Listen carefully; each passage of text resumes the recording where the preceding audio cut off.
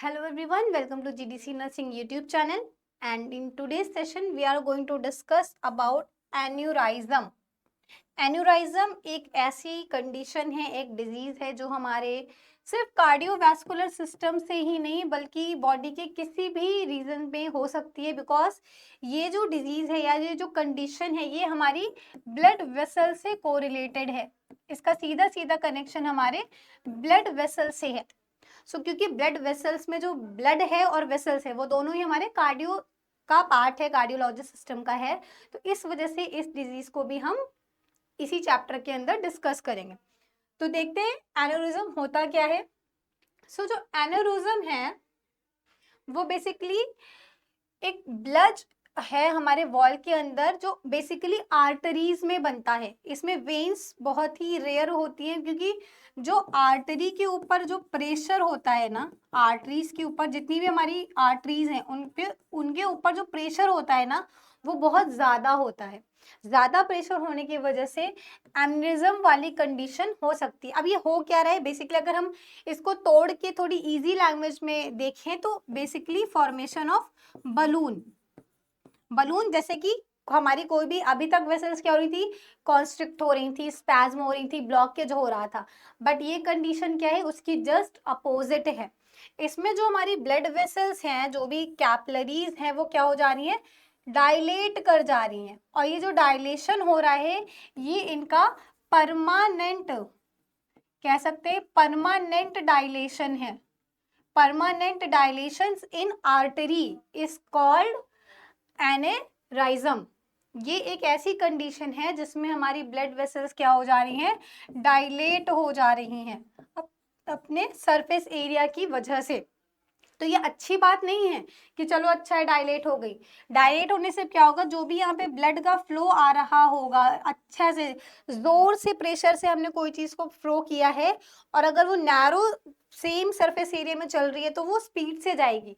But जहां उसको surface area बड़ा मिलने लगेगा तो वो क्या होगा, उसका प्रेशर क्या हो जाएगा, कम हो जाएगा। वो अदर पार्ट में डिस्ट्रीब्यूट हो जाएगी और आगे थोड़ा सा कम पार्ट ही उसका ट्रेवल करेगा। एनेरोज्म क्या होता है, ब्लड या फिर बलून फॉर्मेशन होता है कहाँ पे, आर्टरीज की वॉल पे। और ये क्या होते हैं, हमारा परमानेंट डायलेशन होते हैं। परमानेंट, इसमें जो स्ट्रक्चरल चेंज हो रहा है वो क्या हो रहा है, परमानेंट हो रहा है। Second, untreated aneurysm can burst open leading to internal bleeding. देखा यहाँ पे, ये अच्छी बात नहीं है। अगर ये अनट्रीटेड रह गया तो ये क्या हो जाएगा, हमारा फट सकता है, रप्चर हो सकता है, ब्लीडिंग, सारी ब्लड जो है वो बाहर जा सकते हैं, हमारी टिश्यूज में ऊपर ही ऊपर फ्लो करेंगे, टिश्यू के अंदर नहीं पहुंच पाएंगे। इंटरनल ब्लीडिंग इसका केस हो सकता है जो कि लाइफ थ्रेटनिंग हो सकती है। अगर, और ये ऐसी कंडीशन है कि जिसमें हमें पता भी नहीं चलेगा क्योंकि ना तो हमें कोई पेन हो रहा है, ना हमें कोई ऐसा ज्यादा सिम्टम महसूस हो रहा है या ब्लड का प्रेशर हमारे आगे पीछे दिख रहा हो। तो ये एक सर्टेन कंडीशन होती है जो कि हमारे इंटरनल ब्लीडिंग तक कॉज करा सकती है। They can also cause blood clots that block the flow of blood in the artery. क्या हो रहा है, अगर फट गई है तो पॉजिटिव फीडबैक मैकेनिज्म स्टार्ट हो जाएगी। अब पॉजिटिव फीडबैक मैकेनिज्म क्या करेगी, उस ब्लड को क्लॉट में, मतलब लिक्विड से उस ब्लड को क्या करेगी, सेमी सॉलिड का फॉर्मेशन करेगी। कैसे, फाइब्रिनोजन को वो फाइब्रिन में कन्वर्ट कर देगी और फाइब्रिन के थ्रेड जैसे ही बनने लगेंगे हमारी जो वेसल्स होगी वो कंप्लीटली रुक जाएगी, तो ब्लड का फ्लो आगे नहीं हो पाएगा। ये है हमारे एन्यूरिज्म के कॉन्सिक्वेंसेस। आगे, depending on the location of aneurysm a rupture और clot can be life threatening. Suppose अगर वो ब्रेन में हो गया है, चोक हो गई, ब्रेन ब्लॉक हो गया तो स्ट्रोक हो सकता है। हार्ट की कोरोनरी आर्टरीज में हो जाएगा तो हार्ट अटैक हो जाएगा। लंग्स में हो गया है या फिर किसी अदर लेग्स में हो गया हो तो वो कंडीशन पे डिपेंड करता है कि किस एरिया में वो रप्चर हो रहा है या वो जो बलून फॉर्मेशन है वो किस एरिया में हो रहा है। नेक्स्ट, अगर टाइप्स ऑफ एन्यूरिज्म देखें तो कई टाइप्स के होते हैं। पहली बात, कुछ ये हमारा स्ट्रक्चरल बेसिस पे है, ये पहला क्लासिफिकेशन है इसका। तो फ्यूजीफॉर्म होते हैं, फ्यूजीफॉर्म, देन स्यूडो जो कि लगते तो है उस ब्लड वेसल का ही पार्ट, बट उससे अलग हो जाते हैं। सैक्युलर सिर्फ सिंगल साइड में होंगे, डाइसेक्टिंग दोनों ही साइड में सिमेट्रिकल रहेंगे, और रप्चर्ड मतलब यहाँ पे ये देखिए बर्स्ट हो चुका है, जो क्लॉटिंग है वो बाहर जा रही है, तो इसके आगे का ब्लड फ्लो नहीं हो पाएगा, ब्लड फ्लो क्या हो जाएगा, स्टॉप हो जाएगा। तो उसको समझने के लिए देखते हैं, नॉर्मली हमारी ब्लड वेसल्स ऐसी होती हैं जिसके अंदर हमारा ब्लड फ्लो कर रहा होता है, और हमारा ये जो ब्लड है ये आर्टरीज के ऊपर हर लाइन में एक प्रेशर बना रहा है परमानेंट, ठीक है। देन किसी रीजन की वजह से अगर ये आर्टरीज हमारी इस तरह से डायलेट हो जाए, तो जो ब्लड आएगा वो कहाँ, थोड़ा सा ऊपर भी रिटेन होगा, इधर साइड भी रिटेन होगा, और जो यहाँ पे रिटेन हुए हैं वो तो आगे नहीं बढ़ पाएंगे, तो यहाँ पे वॉल्यूम भी क्या होगा, ब्लड वॉल्यूम भी क्या हो जाएगा, कम हो जाएगा।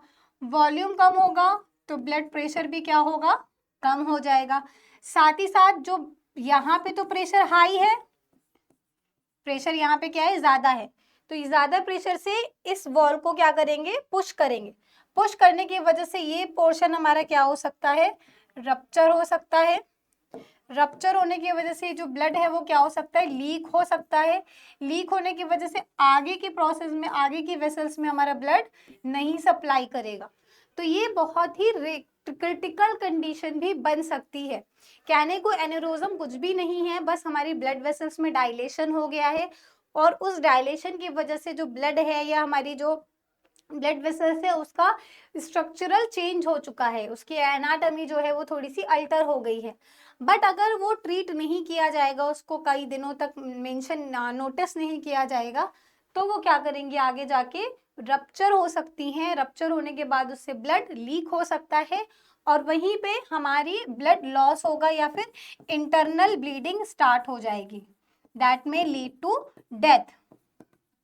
उस पर्सन की क्या हो सकती है, डेथ भी हो सकती है, धीरे धीरे ब्लड वॉल्यूम कम होते हुए। प्रोसेस ये जो अल्टरेशन हो रहा है वो किस वजह से हो रहा है, तो इसका एक ही रीजन है, हमारी वो क्या होने लगती है, वीक होने लगती हैं। वीक कैसे हो रही होंगी, ब्लड वेसल्स तो ब्लड वेसल है, नॉर्मल है, उसमें ब्लड का फ्लो हो रहा है, सम पार्टिकल्स उसमें ऑलरेडी मूव कर रहे हैं, ट्रांसपोर्टेशन चल रहा है। तो कभी कभी क्या होता है, जैसे जैसे एज बढ़ती है या फिर कोई बॉडी ऑलरेडी किसी डिजीज से सफर कर रही है, उसमें बहुत ही ज्यादा एंटीबायोटिक्स जा रही हैं, अदर टाइप के मॉलिक्यूल्स जा रहे हैं, केमिकल सब्सटेंस जा रहे हैं, तो वो हमारी वॉल को क्या करेंगे, हैम्पर्ड करेंगे, उन पे कहीं ना कहीं हिट करेंगे। और वो एक्सटर्नल मॉलिक्यूल है जो हम डेली इनटेक नहीं करते हैं, सो वो हमारे लिए फैमिलियर नहीं है। कभी कभी हमारी एंटीबॉडीज, एंटीजन कॉम्प्लेक्स भी बनने लगते हैं जो हमारी ब्लड वॉल्स को क्या करते हैं, हिट करते हैं, तो उसकी वजह से हमारी आर्टरी क्या हो जाती है, वीक हो जाती है। और बेसिकली कौन सी आर्टरी, लॉन्ग, जिनका शेप जो होता है वो लॉन्ग हो, लंबी हो, जैसे कि हैंड और लेग्स में, और या फिर जो हमारे हार्ट से सीधा ब्रेन की तरफ जा रही है, जुगुलर वेन।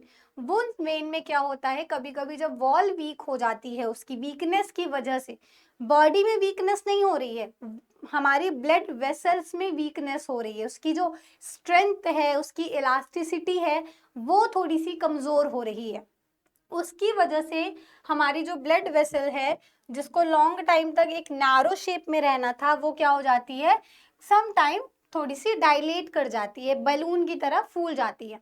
अब बलून का ही नाम लिया तो सोचिए कोई बलून है, अगर हम उसको फुला रहे हैं, तो अगर हमने उसमें एक बार एयर प्रेस की तो वो थोड़ा बड़ा होगा, 2 बार किए करेंगे तो थोड़ा और बड़ा होगा, 3 से 4 बार करेंगे तो मे बी वो अपने मैक्सिमम साइज तक पहुंच जाएगा।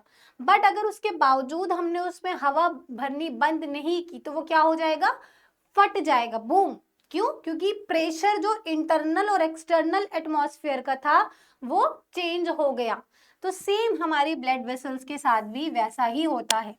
जब हमारी ब्लड वेसल्स का प्रेशर और बाहर का हाइड्रोलिक प्रेशर या ऑनकोटिक प्रेशर मेंटेन रहता है, तब तक ये डायलेशन चलता रहेगा। बट जहां वो प्रेशर डिस्टर्ब होगा, हमारी ब्लड वेसल्स क्या हो जाएंगी, रप्चर कर जाएंगी, बर्स्ट कर जाएंगी, फट जाएंगी। जो हमारा इंटरनल ब्लीडिंग में कन्वर्ट हो जाएगा। या फिर अगर इंटरनल ब्लीडिंग को रोकना होगा तो क्या होगा, तुरंत हमारी बॉडी क्या करेगी, पॉजिटिव फीडबैक मैकेनिज्म को स्टार्ट कर देगी। और पॉजिटिव फीडबैक मैकेनिज्म क्या होती है, ब्लड का क्लॉट कर देती है, जो कि क्या बना देती है, थ्रोम्बस। और तो उस कंडीशन में क्या हो सकता है, ब्लड के अंदर थ्रोम्बोसिस हो सकती है, क्योंकि रप्चर हुआ था तो यहाँ पे ब्लड सेल्स आ गई, सेल्स आने के बाद यहाँ पे ब्लड क्या हो गया, क्लॉट हो गया। क्लॉट होने के बाद जब प्रेशर फिर से नॉर्मल होगा तो हो सकता हो बाय रीजन ये क्लॉट जो है वो ब्लड स्ट्रीम में वापस चला जाए और कहीं जाके पतली आर्टरीज में चोक कर जाए, एम्बोलिज्म बना दे, वहां का रास्ता बंद कर दे। तो जिसकी वजह से इस्चेमिक कंडीशन भी जनरेट हो सकती है, क्योंकि आने वाले अगले ऑर्गन के पास ना तो ऑक्सीजन पहुंचेगा ना ही ब्लड पहुंचेगा। तो वो कंडीशन क्या होगी, हमारी इस्चेमिक कंडीशन हो जाएगी, हाइपोक्सिया हो जाएगा। तो ये सारे अदर कॉन्सिक्वेंसेस भी होते हैं इसके। साथ ही साथ हाइपरटेंशन भी कॉज हो सकता है। उसके अलावा आर्थेरोस्क्लेरोसिस चीजें भी देखने को मिल सकती हैं, क्योंकि यहाँ पर भी हमारा प्लैक फॉर्मेशन हो जाएगा किसी रीजन की वजह से। सो बैक टू प्रेजेंटेशन, यहाँ पर देखते हैं नेक्स्ट ब्रेकडाउन क्या होता है, aneurysm with circumferential ballooning shape. Ballooning shape का ये देखिए बलून शेप हो गया है इसका, हमारी ब्लड वेसल्स का। अब ये दो टाइप में डिवाइड हो सकती है। अगर हम इसको बीच से ऐसे कट करें और दोनों ही साइड बलून है तो ये पोर्शन कहलाएगा हमारा सिमेट्रिक कंडीशन है। यहाँ पर सिमेट्रिक कंडीशन है। वही अगर जो हमारे वेसल्स हैं वो सिर्फ एक डायरेक्शन में ही क्लम्प की गई हैं, तो अब ये क्या है, ये हमारी एसिमेट्रिकल कंडीशन है, एसिमेट्रिकल है। और ये जो सिमेट्रिकल और एसिमेट्रिकल है ये दोनों ही हमारी ट्रू एरोनाइज्म होती हैं।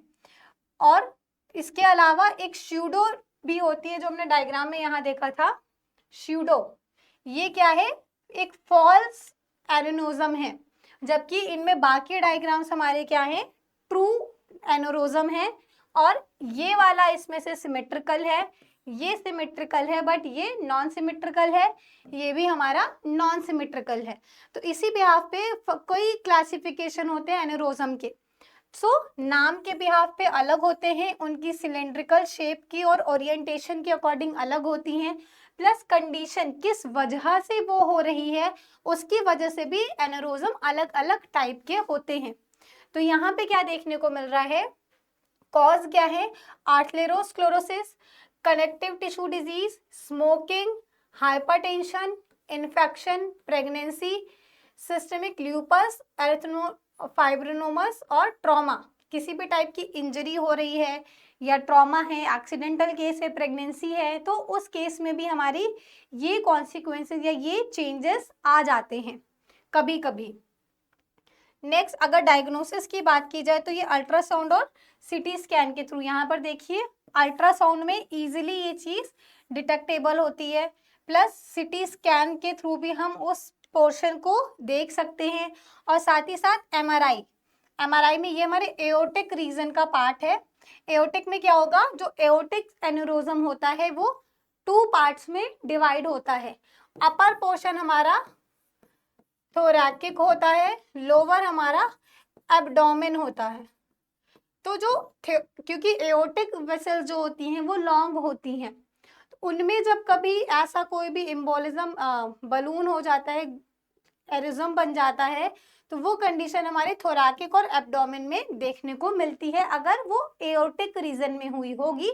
तो अगर जुगुलर वेन में हुई होगी तो वो हमें सिटी स्कैन के थ्रू ब्रेन, क्योंकि वो ब्रेन में होगा। अल्ट्रासाउंड में अगर वो किसी और एरिया में प्रेजेंट होगी तो वहां भी देखने को मिलेगा। साइन एंड सिम्टम्स की बात करें तो ये सिर्फ आर्टरीज में नहीं, कभी कभी आईज में भी होता है। आईज में वाइट और रेड पैचेस पड़ने लगते हैं।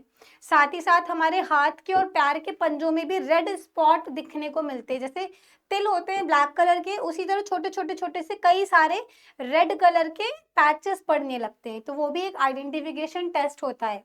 साथ ही साथ इसकी मेडिकेशन हिस्ट्री के बिहाफ पे भी ये देखा जाता है कि कोई ऐसी डिजीज तो नहीं है कि जिससे हमारा ब्लड फ्लो डिस्टर्ब हो रहा हो।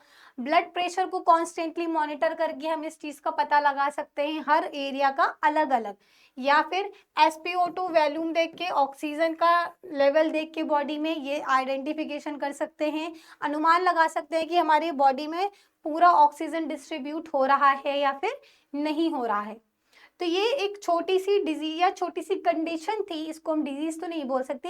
ये एक ऐसी कंडीशन है जो कभी भी किसी भी रीजन की वजह से आ सकती है। हो क्यों रही है? Because of weakening of the blood wall. Body की वीकनेस से कोई कनेक्शन नहीं है। ब्लड वॉल जब हमारी वीकेंड पड़ जाती है, उसमें स्ट्रेंथ और इलास्टिसिटी कमजोर हो जाती है, उस रीजन की वजह से हमारे जो ब्लड वेसल्स हैं उनमें डायलेशन हो जाता है, परमानेंट डायलेशन हो जाता है। वो कंडीशन हमें एन्यूरोज्म का अंदाजा, एन्यूरोज्म कहलाती है। ओके। सेकेंड चीज कि जब ये रप्चर कर जाती है, फट जाती है, अनकंट्रोल हो जाती है, अनट्रीटेड रह जाती है, तो वो इंटरनल ब्लीडिंग करने लगती है, जो हमारे लिए लाइफ थ्रेटनिंग कंडीशन बन जाती है। डायग्नोज अगर क्लासिफिकेशन की बात की जाए तो ये अपने शेप के अकॉर्डिंग, स्ट्रक्चर के बेस पे, पैथोजेनेसिस के बेस पे और सिमेट्रिकली बेस पे 3 टाइप की अलग अलग क्लासिफिकेशन में आती हैं। फर्स्ट क्लास इसका होता है ट्रू एन्यूरोज्म और फॉल्स एन्यूरोज्म। ट्रू एन्यूरोज्म वो होते हैं जो सिमेट्रिकल और एसिमेट्रिकल में डिवाइड होते हैं। फॉल्स में हमारे स्यूडो एन्यूरोज्म होते हैं, जो लगते तो हैं कि डायलेशन या बलून बना है, बट वो अलग तरीके से होते हैं। या फिर ये कह सकते हैं कि वहां की ब्लड वेसल ऑलरेडी डैमेज हो चुकी है और ब्लड क्या हो रहा है, बॉडी के बाहर जा रहा है, इंटरनल ब्लीडिंग स्टार्टिंग में ही कर रहा है। तो वो हमारा क्या होगा, false, that is a false. Then उसके बाद स्ट्रक्चर के बेस पे हमारा वो होता है, सिलेंड्रिकल है, सर्पेंटाइन है, या फिर स्फेरिकल है, या फ्यूजीफॉर्म है। तो इन टाइप्स के वो ब्लड वेसल्स में हमें शेप देखने को मिलते हैं। और इसके बाद अगर पैथोजेनेटिकली देखा जाए तो हमारा थ्रोम्बोसिस के थ्रू, यहाँ पर देखते हैं, आर्थेरोस्क्लेरोसिस के थ्रू वो जनरेट हो सकती है, स्मोकिंग के थ्रू, इन्फेक्शन के थ्रू, टेम्परेरी ड्यूरिंग प्रेगनेंसी और ट्रॉमा, इनके बिहाफ पे भी हमारा एन्यूरोज्म अलग अलग क्लासिफाई होता है। क्योंकि जब तक हम उसका डायग्नोस नहीं पहचानेंगे, उसकी ईटियोलॉजी नहीं पहचानेंगे, हम उसका ट्रीटमेंट नहीं कर सकते हैं। तो अगर वो आर्थेरोस्क्लेरोसिस के थ्रू हुई होगी तो हम इसमें कितनी भी एंटीबायोटिक्स देंगे हमें समझ में नहीं आएगी, उसकी ट्रीटमेंट पॉसिबल नहीं होगा। या फिर लास्ट ऑप्शन, हम उसकी सर्जरी भी कर सकते हैं, उस रीजन को वहां से कट करके हटा भी सकते हैं। साथ ही साथ अगर वो चोक हो चुकी है, ब्लॉक हो चुका है, रप्चर हो गया है, क्लॉट बन चुका है, तो उसमें माइनर सर्जरी करके स्टंट डाल सकते हैं। यहाँ पे देखिए स्टंट, वो स्टंट क्या करेगा, अब इस ब्लड वेसल को ज्यादा से ज्यादा एक्सपेंड भी नहीं होने देगा और कॉन्ट्रैक्ट भी नहीं होने देगा। साथ ही साथ कुछ मेडिकेशंस भी दी जाएंगी और ब्लड प्रेशर भी उसका कॉन्स्टेंटली मॉनिटर किया जाएगा। सो ये जो एन्यूरोज्म है, डायग्नोसिस उसकी इस तरह होगी। सो ओवरऑल इसके बारे में हम लोगों ने डिस्कस कर लिया है। और सबसे मेन बात, इसी के साथ हमारा जो CVS है वो क्या हो चुका है, कंप्लीट हो चुका है। यहाँ पर CVS चैप्टर हमारा खत्म हो गया। हमने सारे टॉपिक्स इसके कवर कर लिए। जो हमारा जो चैप्टर 2 का स्पेशल पैथोलॉजी सब्जेक्ट है, उसमें जो चैप्टर 2 है CVS, that is disease related to the cardiovascular system, जितनी भी हमारे सिलेबस में मेंशन थी, हमने सारी CVS डिजीज डिस्कस नहीं की है। हम लोगों ने सिर्फ उतना ही पढ़ा है जितना हमारे करंट सिलेबस में मेंशन है, according to only syllabus. But अगर स्टिल आपको कोई नई डिजीज समझनी हो जो कार्डियोवास्कुलर से रिलेटेड हो और आप इंटरेस्टेड हैं कि उसकी वीडियो भी हम अपनी तरफ से लॉन्च करें, सो कमेंट में ज़रूर बताइएगा। We are waiting for your response. Thanks for watching. Do like, share and subscribe. Thank you.